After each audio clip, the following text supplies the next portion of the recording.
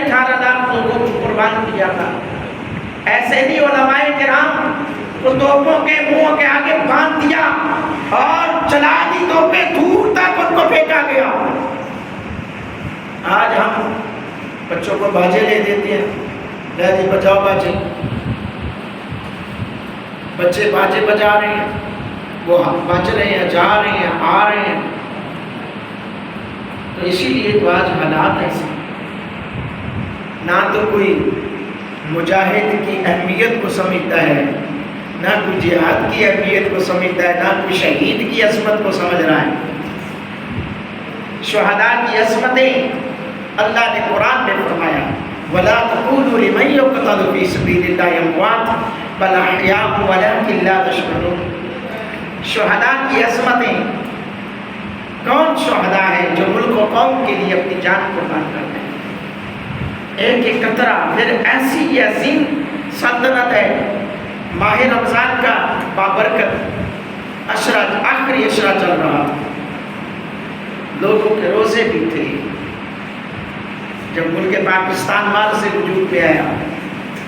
मेरे दोस्तों, आज हमें मकसद ये है, मेरा सख्त बातें, जुमले सख्त हैं, मकसद क्या है, हम अपने कम से कम छोड़ दें, दुनिया को छोड़ें।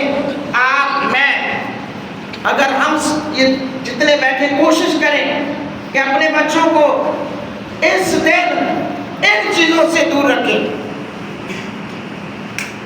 ये जो चीज़ें लेकर दी जाती हैं, इन चीज़ों से दूर रखें, इन चीज़ों से अवॉइड करें, फिर देखें क्या होगा। आप अपने बच्चों को ये बाजी साजी ना लेकर दें। 14 अगस्त के दिन बाइक पे ना दें, टोलियों की शक्ल में। जी क्या करें जी, बच्चे हैं, नौजवान हैं, आज का दिन मौज कर लेने दो, मस्ती कर लेने दो। क्या है, खुदा ना खास्ता ये मौज मस्ती में कोई हादसा दरपेश आ गया, फिर सारी जिंदगी रहोगे। फिर ये तकदीर में ऐसा लिखा था जी, क्या करें, किस्मत में ऐसा था, किस्मत में ऐसा था। ऐसे भी नौजवान आज भी मैंने देखे, अभी भी ऐसे हैं जो गुज़श्ता कई साल पहले वन व्हीलिंग करते हुए किसी की टांग टूट गई, किसी की आंख निकल गई, किसी के बाजू टूट गए, वो फिर रहे हैं। क्या हुआ था कि वो 14 अगस्त वाले दिन वन व्हीलिंग कर रहा था और इतनी अजीब व गरीब किस्म की गाड़ियाँ चलाई जाती आम दिनों में भी और वैसे भी। और 14 अगस्त वाले दिन तो फिर वो आपको बंदा, शरीफ बंदा जा रहा हो ना फैमिली के साथ किसी काम के लिए, तो ऐसे निकलते हैं कि बंदा डर जाता है, बाज़ का तो डर जाता है, ऐसे कट्टे मारते हैं। हमें अपने बच्चों की तरबियत करनी है यार, अपने बच्चों को समझाएं कि बेटा ये सब कुछ आपके लिए है, लेकिन आप हो तो सब कुछ है ना, आप ही नहीं, आपको कुछ हो गया, आप हमारा सरमाया हो, दिल का सुकून हो, आंखों का चैन हो, आप हिफाजत से अपनी लिमिट में रहकर रहा करो। ऐसे लोगों से बचो, ऐसे दोस्तों से बचो, और एक बार नहीं डेली बेस पे तरबियत करें। अभी ये 3 दिन बाकी हैं, इन 2-3 दिन में आप अपने बच्चों को समझाएं कि हमारे बुजुर्गों ने ये इसलिए वतन पाकिस्तान को नहीं दिया था कि हम ऐशो आराम करें और करप्शनें करें, तो लूट मार करें। मेरे दोस्तों, हकीकत में आज़ादी का मकसद क्या है, इस दिन को मनाने का मकसद क्या है कि हम अपने उन, आप ललियानी में जाकर देखें, कब्रिस्तान भरा पड़ा है शुहदाए पाकिस्तान। हकीकत है उस शुहदा के मज़ारात से ललियानी के कब्रिस्तान के अंदर काफ़ी सारे शुहदा हैं जो जंग आज़ादी में जिन्होंने अपनी जानें कुर्बानी की। आप यहाँ घर बैठे भी दुआ कर सकते हैं कि अल्लाह आज के दिन या इस दिन को हासिल करने के लिए جن جن لوگوں نے جتنا حصہ لیا، جتنی کوشش کی، جس طرح بھی کوشش کی، اللہ ان کے مزارات پر، اپنی قبروں پر اپنی رحمتوں پر نزول کرتا ہے اور قرآن کی تلاوت ہے۔ مقصد تو یہ تھا نا، آج ہماری مسجد ویران ہے، ابھی دیکھ 14 اگست والے دن آپ بازار مال روڈ ہے، فلان روڈ ہے، لبرٹی چوک، ادھر چوک ہو، ڈانس بازیاں ہو رہی ہیں، سب کچھ ہو رہا ہے، گانے چل رہے ہیں، ملی نغمے چل رہے ہیں، سب کچھ چل رہا ہے۔ تو کیا ہے کہ یہ آج تو آزادی کا دن ہے، آج جشن آزادی ہے، فیملیاں نکلی ہوئی ہیں، بے حیائی فحاشی ہو رہی ہے، تو قلندلے لاہوری کہ ماننے والوں قائد اعظم محمد علی جناح رحمۃ اللہ علیہ سے اگر پیار ہے تو ان کا تو یہی نعرہ تھا نا کہ پاکستان کا مطلب کیا، لا الہ الا اللہ، دستور ریاست کیا ہوگا، محمد رسول اللہ۔ دعوت فکر ہے میرے دوستو، نماز کی پابندی کریں، قرآن کی تلاوت کی پابندی کریں۔